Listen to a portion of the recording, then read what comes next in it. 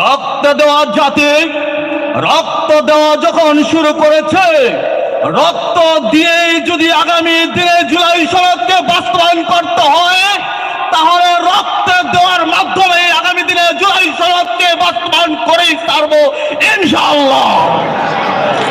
ভালো আছেন সবাই? মন খারাপ? মন ভালো? যাদের মন খারাপ তাদের মনও ভালো হয়ে যাবে ইনশাআল্লাহ। কি বলেন? আমি একটি পবিত্র কোরআন থেকে একটি আয়াত তেলাওয়াত করেছি। সেখানে আল্লাহ তাআলা বলছেন, যারা মুমিন তারা সংগ্রাম করে আল্লাহর পথে, আর যারা কাফের তারা সংগ্রাম করে কি তাগুতের পক্ষে। ঠিক না? একটা প্রবাদ আছে বাংলার, সেটি হচ্ছে গাং পার হইলে মাঝি কাঠ দুলাবাই। ঠিক না? যারা বিগত নির্বাচনের পূর্বে যারা মানুষদেরকে কলা দেখাইছে, কি বলেন, এবং যারা বলছে জুলাই সনদকে আমরা মেনে নিব, জুলাই সনদকে আমরা অক্ষরে অক্ষরে পালন করব, কিন্তু তাদের আজকে গাং পার হয়েছে, হওয়ার পরে তারা এখন বলছে যে মাঝি কাঠগুলো ভাই। কিন্তু তারা এটা বুঝতে তাদের বাকি রয়েছে যে গণজোয়ার সৃষ্টি হয়, যখন বাঁধ ভাঙা জোয়ার আসে তখন সেই বাঁধ আর কেউ আটকে রাখতে পারে না। এই সাধারণ বাংলাদেশের 18 কোটি জনগণের সাথে প্রতারণা করলে যে বাঁধ ভাঙা জোয়ার আসবে, সেই বাঁধ কিন্তু সামনে আর আটকে রাখতে আপনারা পারবেন না।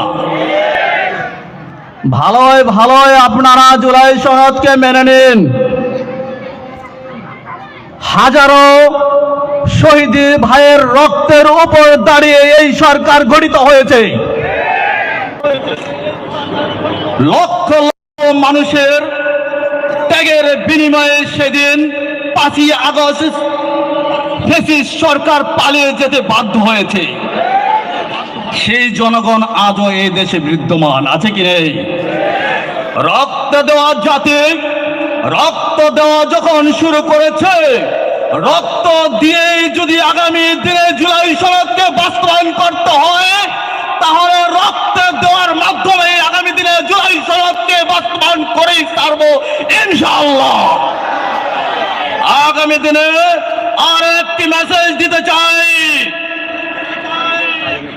সেটি হচ্ছে জুলাই সনদ বাস্তবায়ন এবং আগামী দিনে কোরআনের সমাজ প্রতিষ্ঠিত হবেই হবে ইনশাআল্লাহ। ইনশাআল্লাহ। আমরা কি পরাজয় বরণ করেছি? আমরা কিন্তু জিততে জিততে হেরে গিয়েছি।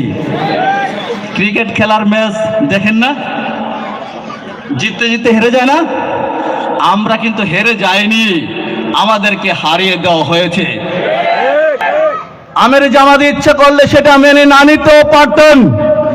যখন এটা এই কারচুপির নির্বাচন হয়েছে, আমির জামাতই তখন বলতে পারতেন যে এই নির্বাচন মানি না।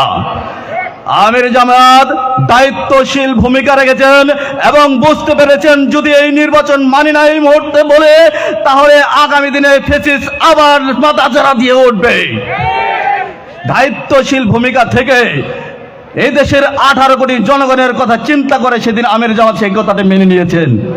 তার মানে এই নয় যে আপনাদেরকে আগামীতেও ছাড়ে দেওয়া হবে। সে আগামী দিনে আর সেই ভালো ছেড়ে দেওয়া হবে না ইনশাআল্লাহ। কারণ আগামী দিনে এই ছাত্র জনতাকে আবার সাথে নিয়ে আগামী দিনে এই জুলাই সনদকে আমরা বাস্তবায়ন করে ছাড়বো ইনশাআল্লাহ। তাই সেই কিন্তু আগামীতে বলছি সকালের সুস্বাস্থ্য কামনা করছে এবং আগামী দিনে যে ডাক আসবে, আন্দোলনের ডাক আসবে, সেই ডাকের মধ্যে স্বতঃস্ফূর্তভাবে সাড়া দিয়ে মাঠে ময়দানে ঝাঁপিয়ে পড়ে জুলাই সনদ সহ কোরআনের সমাজ প্রতিষ্ঠিত করার যথার্থ আহ্বান জানিয়ে আমি আমার বক্তব্য শেষ করছি। ওমা তৌফিক ইল্লা বিল্লাহ। আসসালামু আলাইকুম ওয়া রাহমাতুল্লাহি ওয়া বারাকাতুহু।